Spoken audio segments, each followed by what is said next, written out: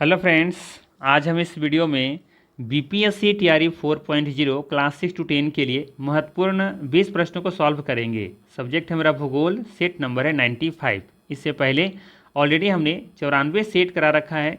इन सभी वीडियो का link description में दिया हुआ है या फिर आप प्ले लिस्ट में जाके देख सकते हैं।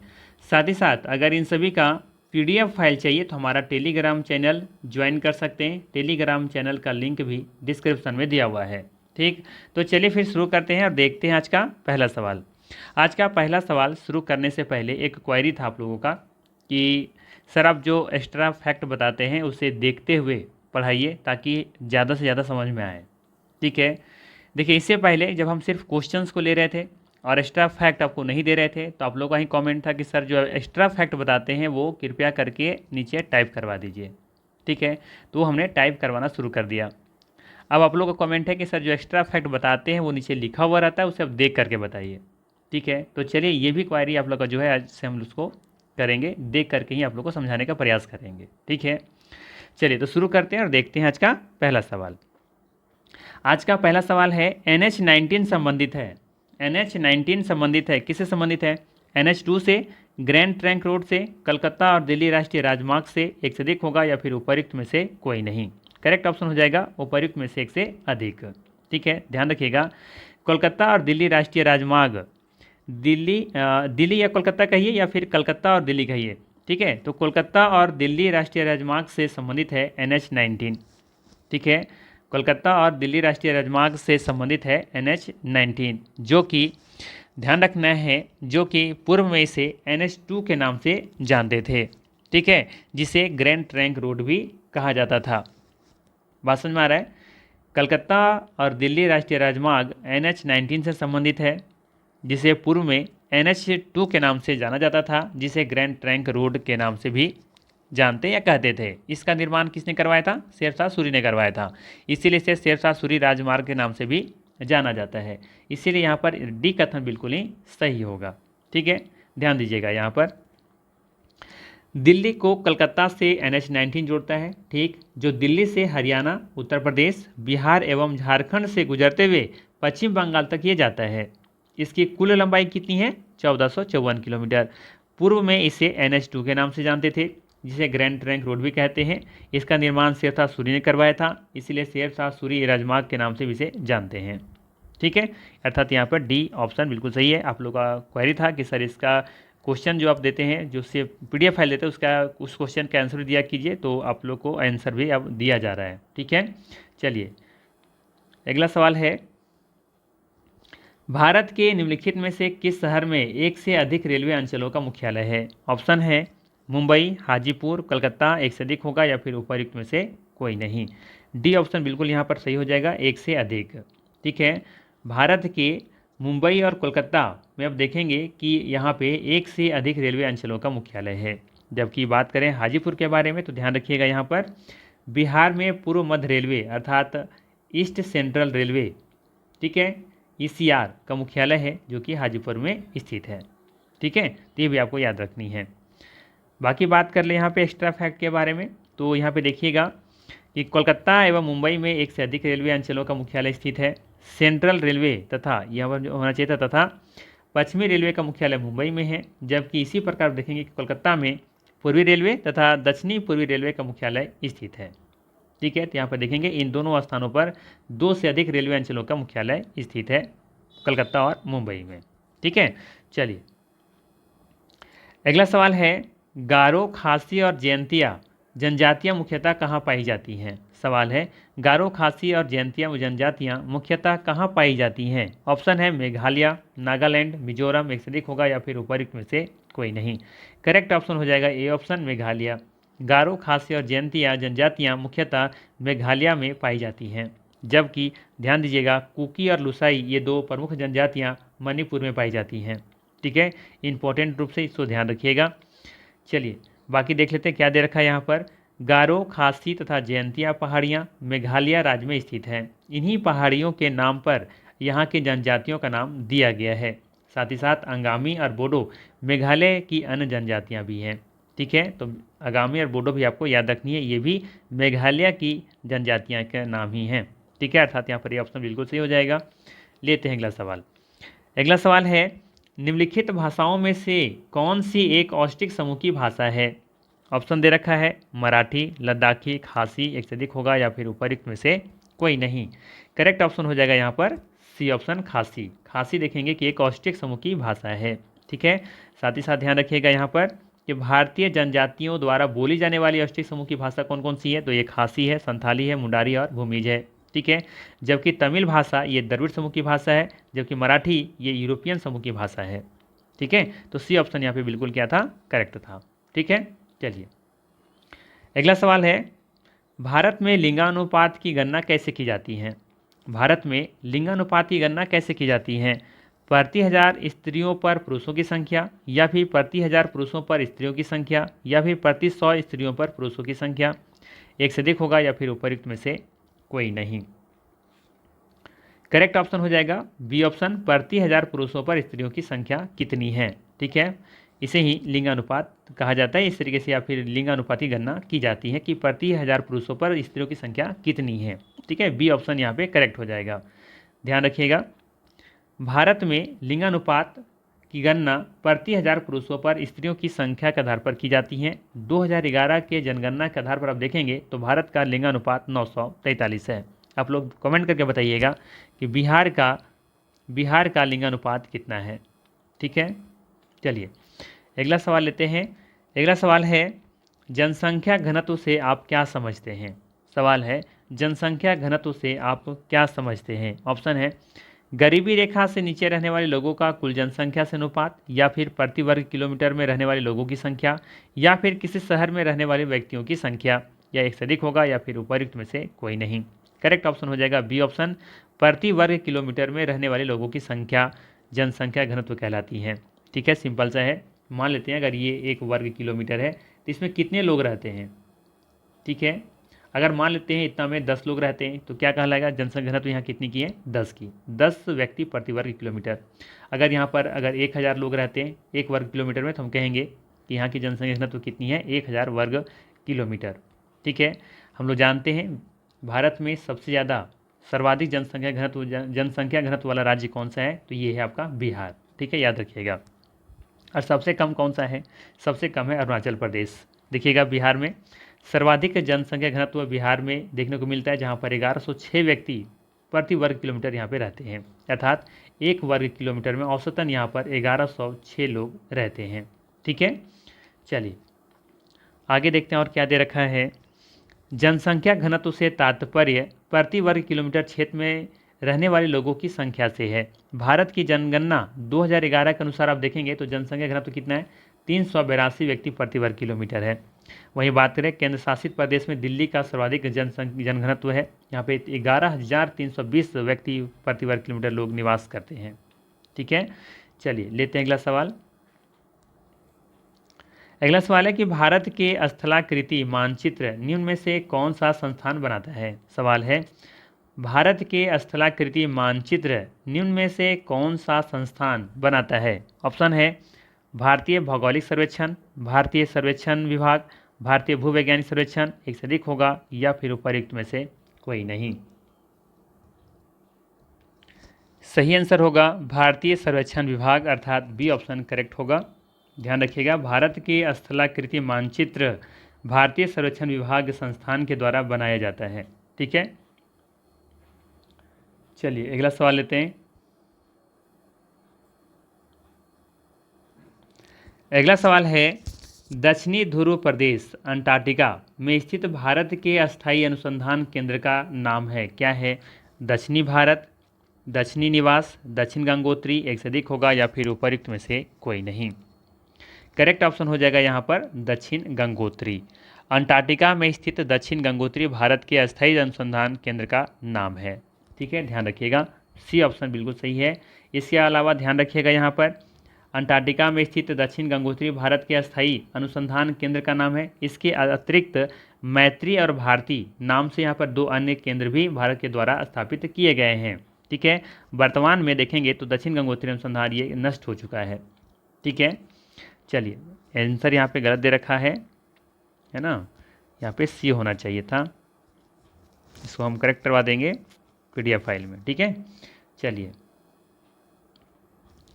अगला सवाल है कि पृथ्वी से मंदाकिनी आकाशगंगा को सबसे पहले किसने देखा।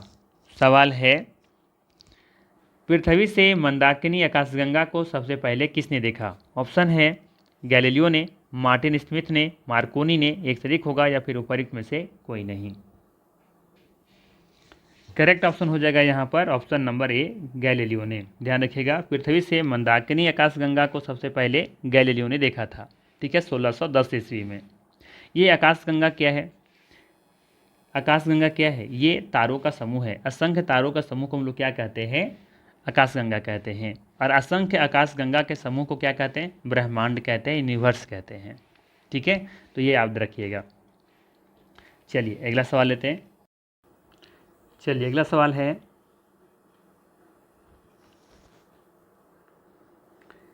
निम्नलिखित में से कौन सही सुमेलित नहीं है, बतानी है। निम्नलिखित में से कौन सही सुमेलित नहीं है। पहला दे रखा है कर्क रेखा 23.5 डिग्री उत्तरी अक्षांश, मकर रेखा 27 डिग्री दक्षिणी अक्षांश, उत्तरी ध्रुवीय वृत्त 66.5 डिग्री उत्तरी अक्षांश, एक से अधिक होगा या फिर उपयुक्त में से कोई नहीं। तो चलिए सवाल को डिस्कस करने से पहले पृथ्वी पर स्थित प्रमुख काल्पनिक जो अक्षांश रेखाएं हैं उससे संबंधित हम चीज़ों को डिस्कस कर लेते हैं। ठीक है, तो देखिए मान लेते हैं कि हमारा क्या है, ये पृथ्वी है और इसके जो बीच आप देखेंगे तो ये हमारा क्या कहलाता है, 0 डिग्री विषुवत वृत्त। क्या कहलाता है, विषुवत वृत्त कहलाता है। ठीक है, इसे हम लोग कहेंगे विषुवत वृत्त या विषुवत रेखा। ठीक है, इसके अगर ऊपर आप जाएंगे 27 डिग्री, कितना 23.5 डिग्री, तो ये क्या कहलाता है, ये कहलाता है कर्क रेखा। कर्क रेखा। ठीक इसके नीचे विषुवत वृत्त के नीचे अगर आप आते हैं 27 डिग्री, तो ये क्या कहलाता है, मकर रेखा। 23.5 डिग्री क्या कहलाएगा, मकर रेखा। कहाँ स्थित है ये आप देखेंगे कि विषुवत वृत्त के दक्षिण में स्थित है, जबकि कर्क रेखा विषुवत वृत्त के उत्तर में स्थित है। ठीक है, इसी के कारण ऊपर आप जाते हैं अगर 66.5 डिग्री, कितना 66.5 डिग्री पर आते हैं, तो ये कहलाता है, ध्यान दीजिएगा, इसको कहते हैं हम लोग आर्कटिक वृत्त। क्या बोलते हैं, आर्कटिक वृत्त। आर्कटिक वृत्त, इसी को कह सकते हैं आप उत्तरी ध्रुवीय वृत्त। क्या कहेंगे इसे, उत्तरी ध्रुवीय वृत्त। उत्तरी ध्रुवीय वृत्त। अगर ऑप्शन में आर्कटिक वृत्त नहीं है, अगर उत्तरी ध्रुवीय वृत्त है, तो भी आप समझिएगा कि वो 66.5 डिग्री की बात हो रही है, उत्तरी गोलार्ध का। ठीक है, वहीं अगर हम नीचे जाएं 66.5 डिग्री, तो ये क्या है, ये है आपका दक्षिणी ध्रुवीय वृत्त। इसे क्या कहेंगे, दक्षिणी ध्रुवीय वृत्त, या फिर से हम लोग कहेंगे अंटार्कटिक वृत्त। क्या बोलेंगे, अंटार्कटिक वृत्त। ठीक है, या तो इसे आप कह सकते हैं दक्षिणी ध्रुवीय वृत्त। दक्षिणी ध्रुवीय वृत्त। और यहाँ पे अगर आप आते हैं इस बिंदु पर, तो यहाँ पे क्या है, यहाँ पे है आपका दक्षिणी ध्रुव।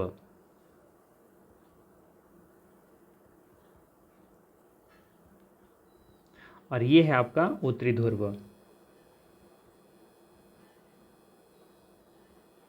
ठीक है, तो आप देखेंगे कि ग्लोब पर या पृथ्वी पर जो काल्पनिक रेखाएं खींची गई हैं वो कितनी हैं, 179 हैं। ठीक है, इससे महत्वपूर्ण जो चीज़ें हैं वो हम लोग को मेनली रूप से जो पढ़नी है वो 5 पढ़नी है। कौन कौन, आर्कटिक वृत्त, कर्क रेखा, विषुवत रेखा, मकर रेखा और अंटार्कटिक वृत्त या फिर दक्षिणी ध्रुवीय वृत्त। इन 5 अक्षांश रेखाओं के बारे में हम लोग को पढ़नी होती हैं। ठीक है, वैसे कुल मिलाकर आप देखेंगे तो 179 है। अगर ये उत्तरी ध्रुव और दक्षिणी ध्रुव को भी शामिल कर लिया जाए तो इसमें आप देखेंगे तो 181 फिर देखने को मिलेगा। ठीक है, अब आइए क्वेश्चन पर क्या था सवाल कि कौन सा सुमेलित नहीं है। देखिए पहला क्या दे रखा है कि कर्क रेखा 23.5 डिग्री उत्तरी अक्षांश में स्थित है। तो आप देखिएगा कि ये क्या है, ये जो लाइन है आपका, इस लाइन से ऊपर ऊपर को क्या बोलते हैं, उत्तरी गोलार्ध। उत्तरी गोलार्ध। जबकि नीचे वाला को क्या कहेंगे हम लोग, इसे कहेंगे दक्षिणी गोलार्ध।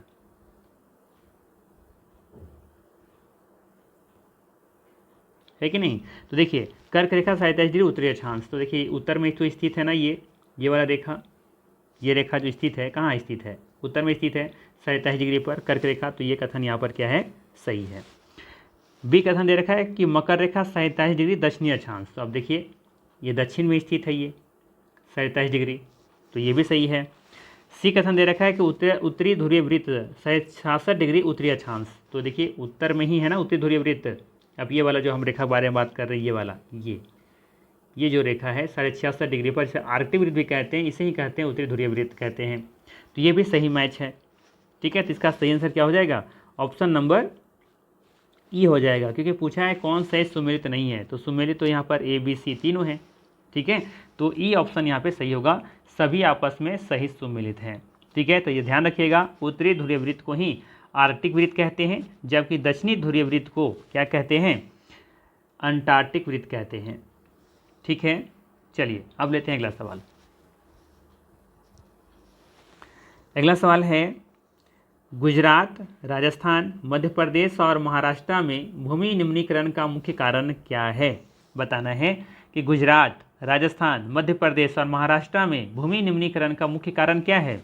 ऑप्शन है अति पशुचारण, अधिक सिंचाई, अत्यधिक रासायनिक उर्वरकों का प्रयोग, एक से अधिक होगा, या फिर उपर्युक्त में से कोई नहीं। NCERT के अकॉर्डिंग सही आंसर होगा अति पशुचारण। गुजरात, राजस्थान, मध्य प्रदेश और महाराष्ट्र में भूमि निम्नीकरण का मुख्य कारण है अति पशुचारण। ठीक है, ध्यान रखिएगा, इस समय भारत में लगभग 13 करोड़ हेक्टेयर भूमि जो है वो निम्नीकृत है। ठीक है, और इसके अलावा ध्यान रखिएगा कि खनन के उपरांत खदानों वाले स्थानों को गहरी खाइयों और मलबे के साथ खुला छोड़ दिया जाता है। खनन के कारण झारखंड, छत्तीसगढ़, मध्य प्रदेश और उड़ीसा जैसे राज्यों में वनोन्मूलन भूमि निम्नीकरण का कारण बना है।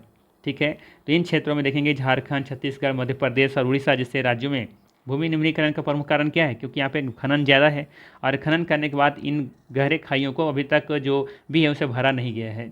ठीक है, तो जिसकी वजह से यहाँ पे वनोन्मूलन हुआ है, जिससे भूमि निम्नीकरण का कारण बना हुआ है।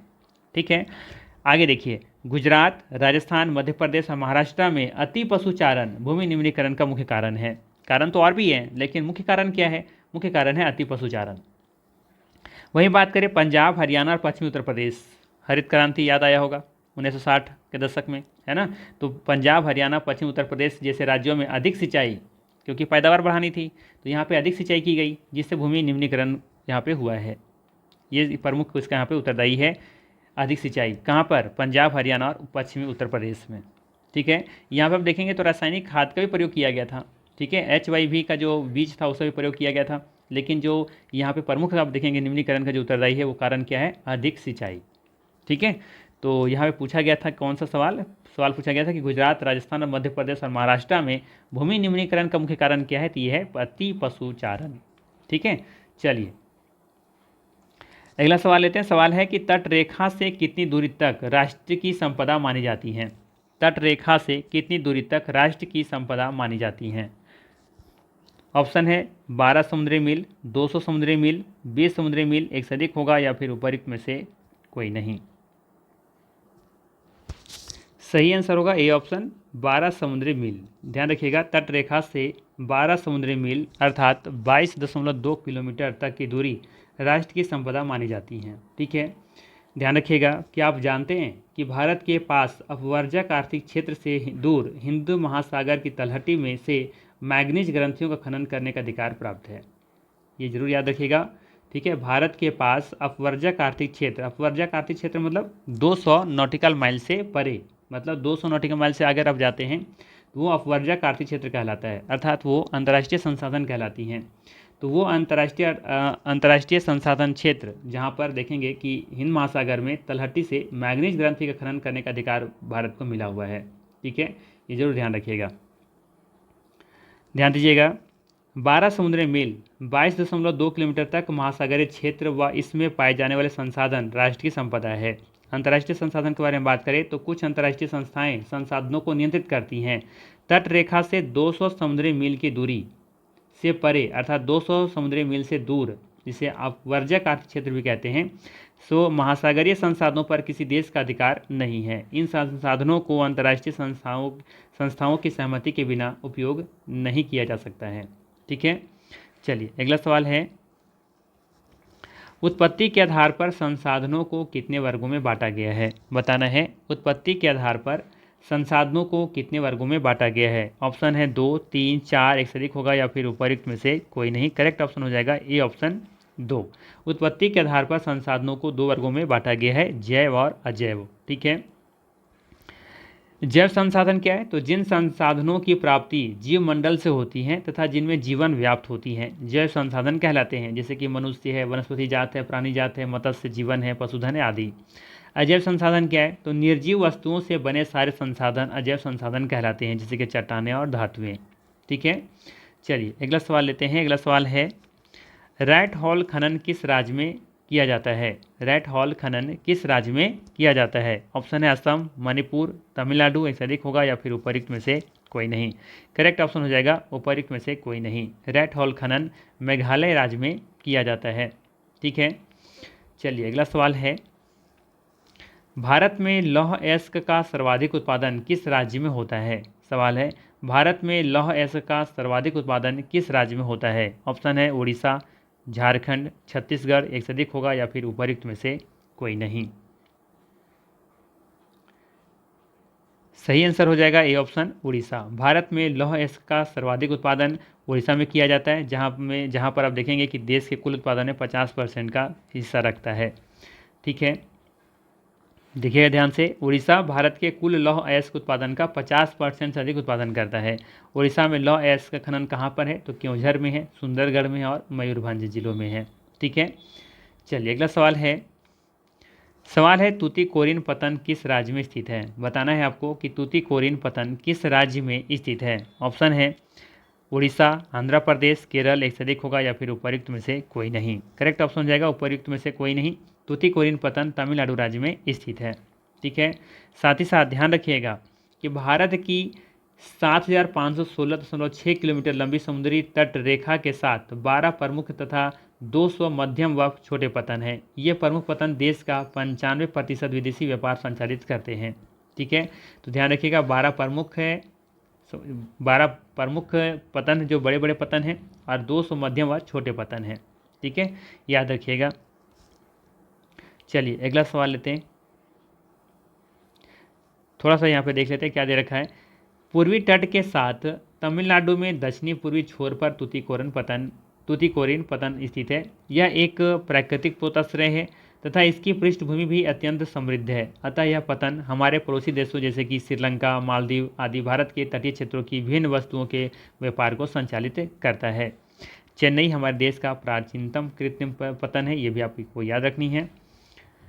अगला सवाल है, हल्दिया तथा इलाहाबाद के मध्य गंगा जल मार्ग की लंबाई कितनी है? बताना है, हल्दिया तथा इलाहाबाद के मध्य गंगा जल मार्ग की लंबाई कितनी है? ऑप्शन है 205 किलोमीटर, 1620 किलोमीटर, 1078 किलोमीटर, एक से अधिक होगा या फिर उपयुक्त में से कोई नहीं।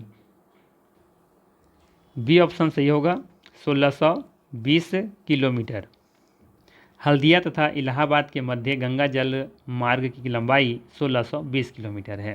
ठीक है, बाकी ध्यान रखिएगा, हल्दिया तथा इलाहाबाद के मध्य गंगा जल मार्ग जो कि 1620 किलोमीटर लंबा है, ये जलमार्ग संख्या 1 है। वहीं बात करें सदिया व धुबरी के मध्य 891 किलोमीटर लंबा ब्रह्मपुत्र नदी जलमार्ग, जिसे हम लोग जलमार्ग संख्या 2 कहते हैं। और केरल में पश्चिमी तटीय नहर है ना, कोटापुरम से लेकर कोलम तक, इसकी लंबाई 205 किलोमीटर है और ये है जलमार्ग संख्या 3। वहीं बात करें काकीनाडा और पुदुचेरी नहर स्टेज के साथ साथ ये गोदावरी और कृष्णा नदी का विशेषकर विस्तार है यहाँ पर, जो कि 1078 किलोमीटर की लंबाई है इसमें। इसे हम लोग राष्ट्रीय जलमार्ग संख्या 4 के नाम से जानते हैं। ठीक है, तो ये जलमार्ग संख्या 1, जलमार्ग संख्या 2, जलमार्ग संख्या 3 और ये जलमार्ग संख्या 4।